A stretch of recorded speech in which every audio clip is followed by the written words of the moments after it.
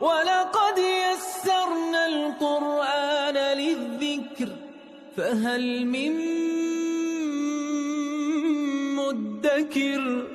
بسم اللہ الرحمن الرحیم۔ السلام علیکم ورحمۃ اللہ وبرکاتہ۔ معرفت قرآن ایپیسوڈ 9۔ آج ہم ایک انتہائی اہم اور دلچسپ موضوع پر بات کرنے جا رہے ہیں، اور وہ ہے اعجاز قرآن۔ قرآن مجید کا اعجاز اس امر کا زبردست ثبوت ہے کہ یہ کتاب اللہ سبحانہ و تعالیٰ کی طرف سے نازل کرتا ہے، جو اپنی زبان، اپنے معنی اور اثر کے لحاظ سے تمام انسانیت کو عاجز کر دیتی ہے۔ لفظ اعجاز عربی زبان میں عاجز کرنے کے معنی میں ہوتا ہے۔ عام طور پہ عربی زبان میں ایک مقولہ استعمال ہوتا ہے، اعجز الرجل اخاہ، تو اس کا مطلب ہوتا ہے کہ ایک شخص نے اپنے بھائی کو یا دوسرے شخص کو عاجز اور بے بس کر دیا، اور یہی معنی قرآن کریم کے اعجاز کا بھی ہے، یعنی کہ قرآن نے انسانوں کو اس بات پر عاجز کر دیا ہے، بے بس کر دیا ہے کہ وہ قرآن مجید جیسا کلام لا سکے۔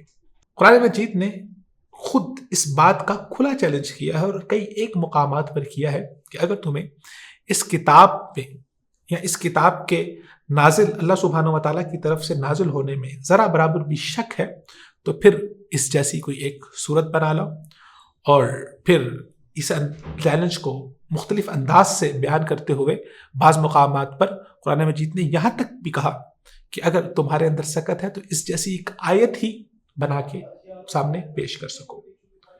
قرآن مجید کا یہ چیلنج صرف زبان کی بلاغت یا فصاحت پر نہیں تھا، بلکہ یہ چیلنج ایک گہرا روحانی اور علمی چیلنج تھا۔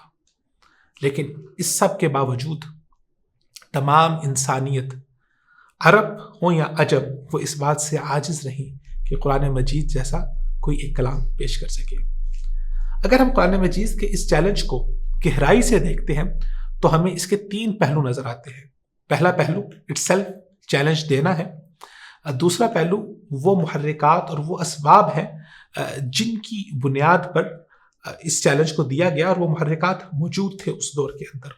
اور تیسری چیز یہ ہے کہ اگر کوئی انسان اس چیلنج کو قبول کر کے اس جیسی کتاب پیش کرنا چاہتا ہے تو اس کے سامنے کوئی رکاوٹ بھی موجود نہیں تھی، تو اس کے سامنے کوئی ایسی رکاوٹ ہو جس کے ذریعے سے اس کو روکا جائے، تو یہ تمام جہات اس چیلنج کے اندر موجود تھیں، اور یہ تمام پہلو اس بات کا ثبوت ہیں کہ قرآن نے اپنے مخالفین کو ہر لحاظ سے چیلنج کیا ہے، مگر وہ اس کے برابر کلام پیش نہیں کر سکے۔ اور سب سے اہم بات کہ قرآن مجید کے مخالفین کے پاس قرآن مجید کا مقابلہ کرنے کے لیے تمام امکانات موجود تھے۔ وہ خود عربی نسل تھے، ان کو اپنی زبان و ادب اور بلاغت پر بہت ناز تھا، اور وہ اس فن کا مظاہرہ بھی کیا کرتے تھے۔ پھر قرآن مجید کے نزول کے دوران ان کے پاس اتنا وقت بھی موجود تھا کہ جب قرآن مجید نازل ہوتا تو وہ اس کے جواب میں قرآن جیسا کلام پیش کر سکتے۔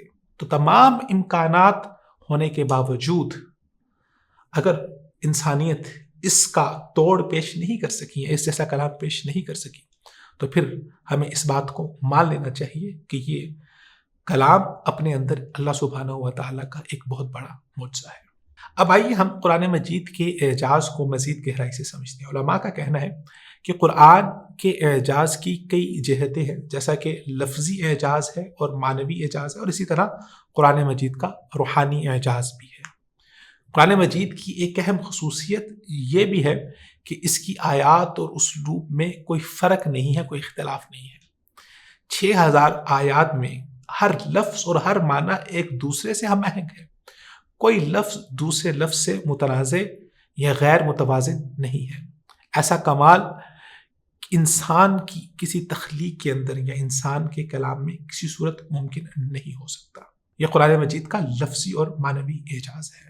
یہ قرآن مجید کا اعجاز صرف اس کے الفاظ میں نہیں ہے بلکہ اس کے معنی میں بھی ہے، اور اس کے ساتھ ساتھ قرآن مجید کی ہر آیت، قرآن مجید کا ہر حکم، قرآن مجید کا ہر نظریہ اپنی جگہ پر ایک معجزہ ہے، اور وقت کے ساتھ جب بھی انسان مزید تحقیق کرتا ہے تو قرآن کے معجزات کی عظمت اس کے سامنے مزید عیاں ہوتی ہے۔